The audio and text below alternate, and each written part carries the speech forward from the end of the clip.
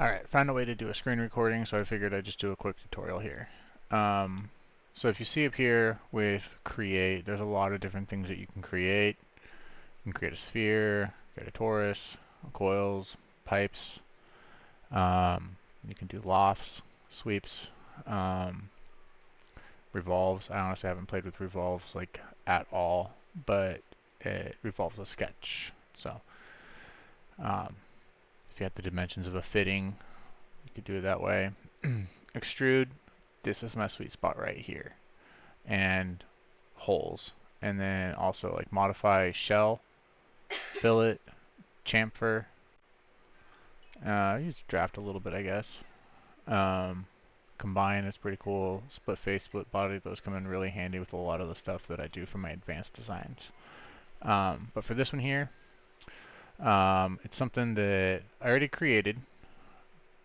However, Fusion 360 crashed on me because I'm on my laptop, which sucks. So now I have to redesign this completely from scratch. So I figured just to show you how simple it really is to design something like this, that I'd go ahead and just run through it for you. Um, so the first thing that we do is we start out with a sketch, and honestly, I don't know why the layout grid constantly gets turned off. I prefer to have it on, so I have to do it each time. So what you do, because you've got 3 planes that you can work with, your X plane, your Y plane, or your Z plane. Choose which one you want. If you look here, it's showing top down, so that works out. For that particular one, I created a polygon, and this time I'm going to do a little bit different because I need to make it smaller. So, trying to think here, 25 inches is about an inch, and but that came out to be like way too big. So 20, I think I'm just going to do 15 millimeters on this one here. So I start out with this, and then what I'm going to do now is go 15 again, and this time straight down. Now, what that does is I take 2 6-sided 2 hexagons, and I now have 12 points on there. And then what I just did now is I switched my tool to the trim tool, because I want to get rid of these lines here, so I have one solid design that is the shape that I want. So to get something that kind of has teeth like a cog, I simply just took 2 shapes, overlaid them, and then now I've got the grippy outside that I want for my piece. And then once that's done, you can click Finish Sketch.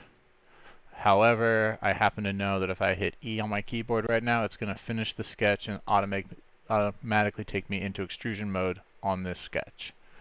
So because I did 15, I'm going to go ahead and do another 15 here. And then if we just change our angle, you can see that I took that sketch and I'm using extrude, which is where I told you is my bread and butter when I'm designing, and it extrudes it up. So it takes that 2-dimensional shape, turns it into a 3-dimensional object. And then we're now left with this. Now, 2 ways you can go about this. Like I could easily create a cylinder on the top of this here that is 10 millimeters wide.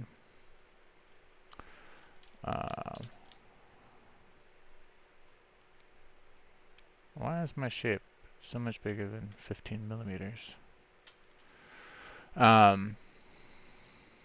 we could do 15 here, and then it's going to ask how tall we want it. Say 10 millimeters, and it's going to create that there. But sticking in this here, I can create a sketch, select that plane, select to create a circle here, and then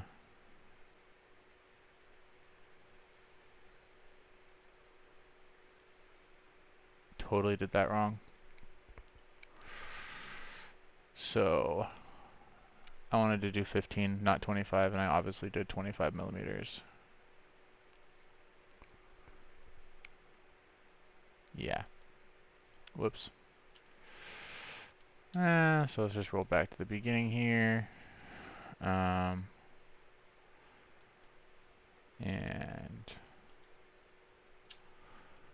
delete all that.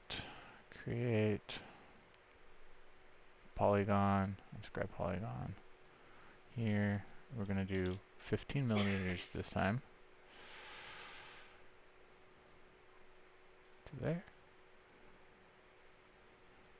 And then 15 millimeters to there.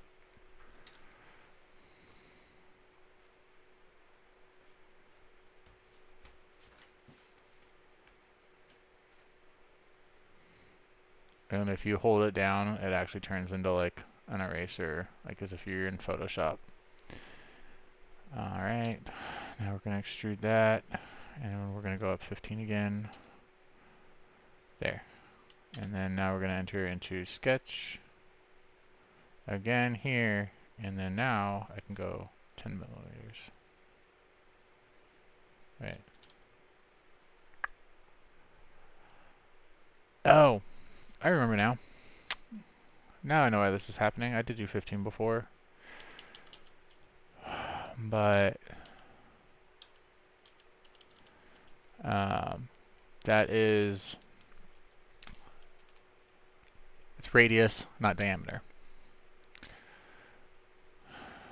So, and this is good for you to see because this is stuff that I deal with here. So now I know I want to go 7.5 so that I can get my proper size there.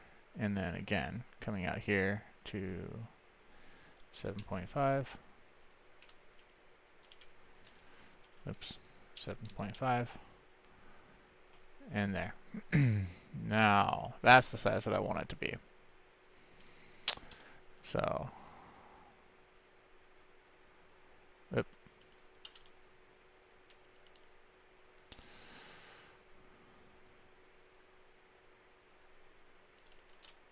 And trying to go too fast.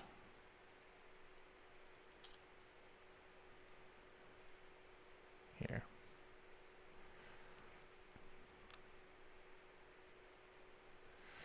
Okay. So now we're a few minutes in, and I am only now to the point that I actually really want to be with here. Because not really paying attention, and there. So now I have my 15 millimeter wide. Actually, it's going to be slightly over 50. No, it should only be 15 millimeters wide, I think. By 15 millimeter high there. So now, if you shortcut to, like I know shortcuts at this point. Normally you'd have to click create sketch, select your plane, and then go from the sketch menu to create circle. If I click this plane, hit C on my keyboard, automatically takes me into sketch mode for doing a circle. So I want the circle to be 10 millimeters wide here. So now that I have my 10 millimeter circle, I want to extrude that. So again, immediately takes me out, selects extrude, go here, and then for this one here, we're only going to go up 5 millimeters because I just want to have that little net coming out. Now, again here, click here, circle. Now I know that for that thing, it needs to be 8.5 millimeters for the circle. Now, all I have to do now is create a line here, going out, create a line going out, and now enter back into trim mode again, and cut half the circle off. So now that's how big the slot needs to be. There. Now I'll take this here, and we're going to extrude. So I came up 15 plus 5, so we're just going to go ahead and go down 15 there. And if you're pulling up off of something, it'll add. As you've seen, we've been adding. But now, actually, I'm going to go ahead and go 18. It gives me a 2 millimeter base with an 18 millimeter slot there. So now if you notice, looking at this here, we have a pretty similar shape to what's here. I'll take a picture of the other design. It's just really big and gaudy sitting on the heater. That's what this is. It's a heater knob I designed because I needed one. So you notice though, it looks kind of blocky and ugly. And here, with visible edges only, that's pretty cool. It kind of gives you a better look at it to show all your edges. So now this is where this feature here comes in, fillet. And if you notice there's like an F next to it, it shows you what the shortcut keys are for what they believe are the most common things. Press pull's kind of similar to extrude, but we're doing fillet. Now, we do this in multiple stages here. Now I have to go along, and I haven't found an easier way to do this other than clicking on every single one of these one by one. So I've got to click each one, hopefully without getting the faces, because I don't want to select the faces. There, there, there, there, there. And it highlights what's been selected in blue.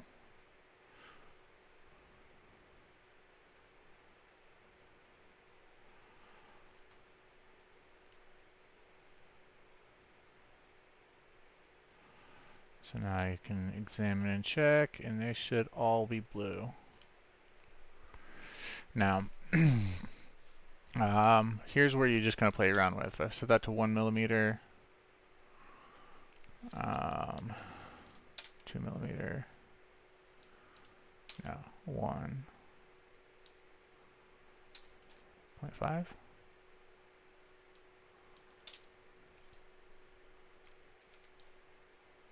Okay, yeah, so 0.7.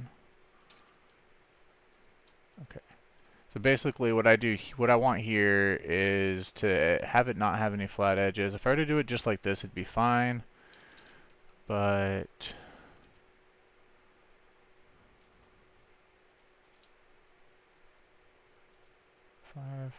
I'm basically trying to make these two lines right here meet.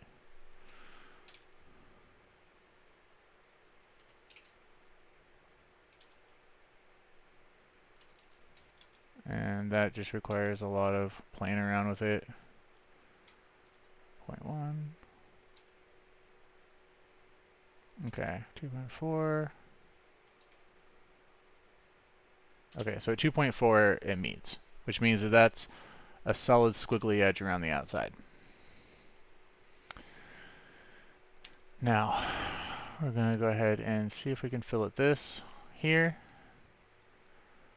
And let's just try 5 millimeters. There's a good chance it's going to yell at me and say, no, you're crazy.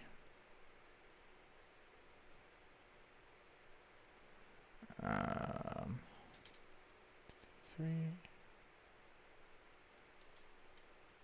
2. Okay, and 0.5.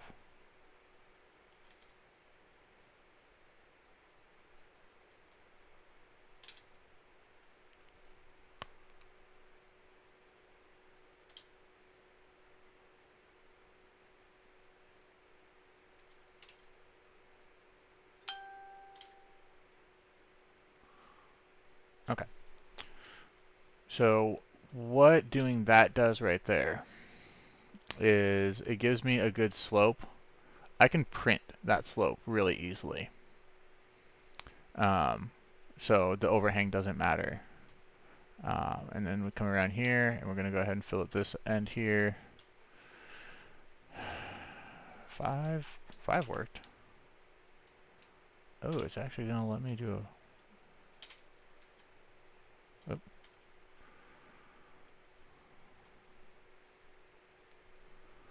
Oh dear Lord. It's super laggy right now, both because of my computer, also because I'm screen recording at the same time I'm trying to do this.